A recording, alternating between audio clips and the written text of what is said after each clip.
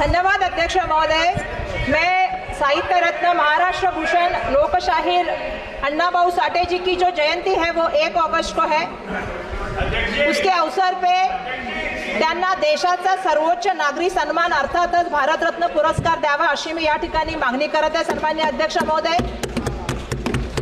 जग बदल घालून घावं आम्हा सांगून गेले भीमराव।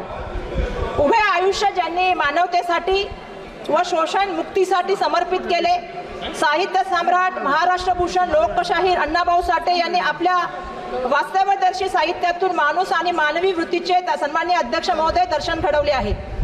शाहू फुले आंबेडकरांच्या विचाराने प्रभावित अण्णाभाऊ साठेंनी आपल्या लेखणीतून दीनदुबळ्यांची, उपेक्षितांची, कष्टकऱ्यांची, पीडितांची हाल अपेक्षा वेदनाची जाण समाजाला करून दिलेली आहे। सामाजिक न्यायाचे, बंधुत्वाचे आणि समतेचे विचार समाज